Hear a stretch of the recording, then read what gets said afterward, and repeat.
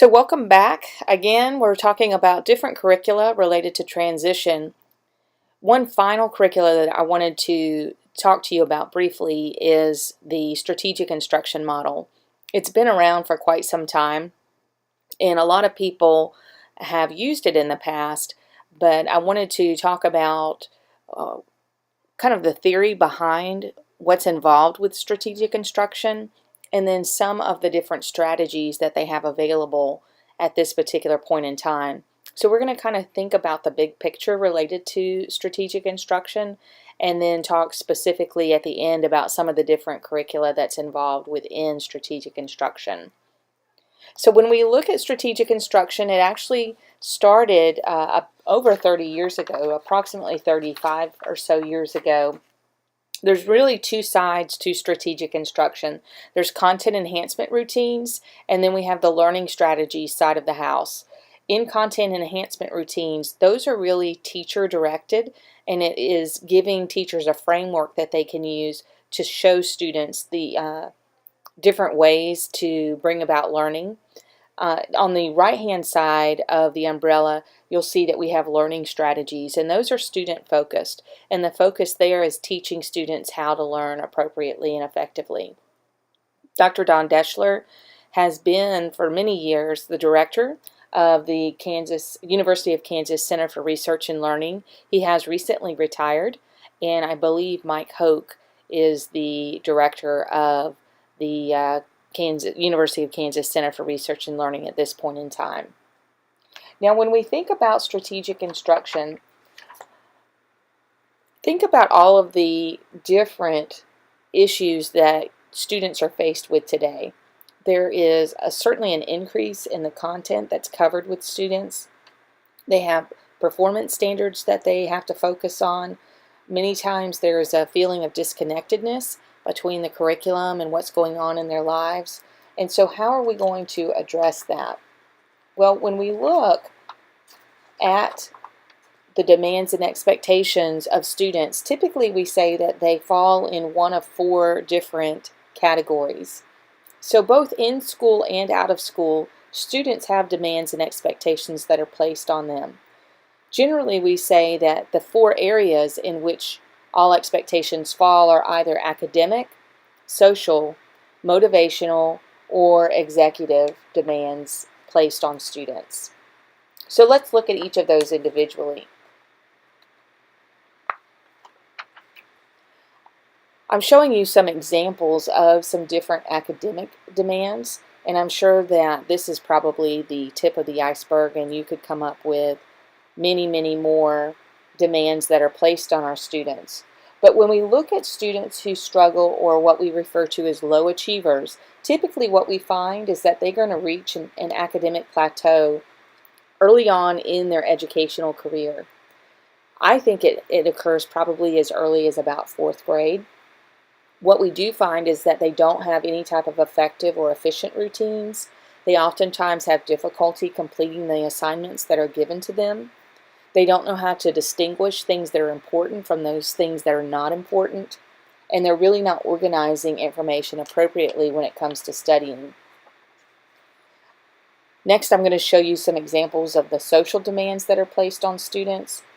I know when I was growing up, we didn't even have to worry about social media, and I think that's a whole new aspect of social demands that are placed on students, as well as the ones that you'll see listed here in this list.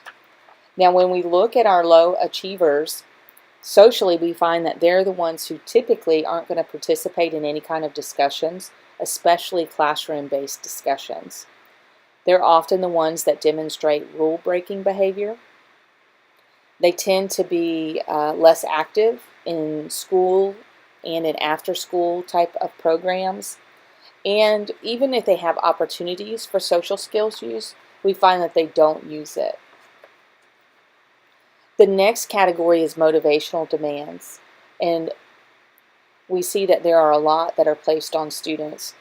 Things as simple as being compared to siblings, maybe even having the ability to work independently, staying on task. All of these different things fall under motivation for our students. What we find, though, is that those students who are low achievers, they don't really see a relationship between their effort and success. I know oftentimes I would have students that if they did well on something, they would attribute it to luck. And if they didn't do well on something, then they would attribute it to that teacher doesn't like me. Many of our students really don't see a benefit to staying in school. They really have an extreme commitment or lack of commitment when it comes to learning and performing. They oftentimes lack goals. They don't even know how to make them, and if they do make them, they don't know how to follow through on them. Now, the final category that I wanted to discuss with you about is executive demands. This is where I think the wheels really start to fall off the bus for many of our students. What we find is that when it comes to prioritizing, scheduling, completing things, having appropriate study time, they really struggle in this particular area. For our low achievers, we see that those who, when it comes to executive functioning, that they don't really have appropriate strategies that they make for themselves. They have difficulty learning how to solve problems. They don't generalize. If they learn a skill, they don't realize that they can use that skill in other places. And they often don't take advantage of any prior knowledge that they have. So what we see then is what I refer to and what research has shown to be the performance gap. And what we see is if you look on this particular graph, you'll see that at about the 4th grade is where we really start to see the gap begin to occur between what everyone else is doing and then our students begin to plateau in their learning. I think a lot of that has to do with reading, and generally up until about the 3rd grade, students are typically learning how to read, but beginning in the 4th grade, students really have to know how to read in order to master the content that's being placed in front of them. So we see then that as everyone else begins to gain knowledge and develop for every year of learning that they actually are gaining and making gains, that our students begin to plateau, and as a result of that, we see further and further gaps taking place. I know oftentimes as a teacher, I would feel like this cartoon where I had this huge chasm in between my students and myself, and how is it that I'm going to bridge that gap? I think that learning strategies is a great way to actually provide that bridge between where our students are and where they need to be. And that's what strategic instruction is all about. It's really dramatically improving the performance of at-risk students through research-based innovations, and it's, again, has been around for quite some time. So when we think about a strategy, really what is it? Well, a strategy is just an individual's approach to a task, and it involves how a person thinks and acts when they're planning, executing, and evaluating performance on a task and its outcomes. So strategic instruction is teaching students how to learn and how to perform. Now, a strategy can be either successful or unsuccessful, and what we want to teach students to learn are strategies that are both effective and efficient. Now, when we look at general strategy characteristics, it is really just an approach to solving a set of problems. We want it to promote goal-directed behavior. It should inform students on how they can go about selecting appropriate procedures for tackling a problem. And then it's going to guide them in how to implement those procedures. It also informs them how to monitor their progress. It is something that's controlled, and it focuses on cues as to when they need to take action for certain parts of the strategy. Now, goals of the strategic instructional approach is really that ultimately we want our students to be able to learn and perform independently. When they leave our classroom, we want them to be able to function on their own. And then ultimately that means in other teachers' classrooms and out in the world at large. I don't think we do our students any favor if all we do is provide them with tutoring to help them through the next class. What we really need to focus on is teaching them how to learn and how to problem solve, so that when it comes to being able to graduate and hold down a job, they have the skills that they need in order to do that.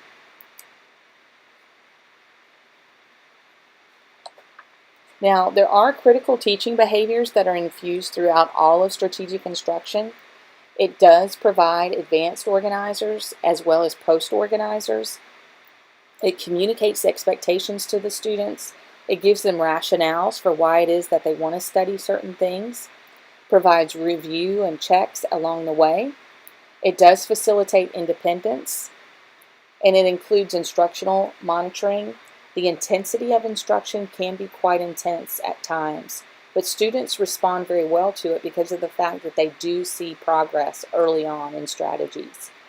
It does also provide an opportunity for teachers to give very specific feedback for students, and it does require mastery in order for students to move on.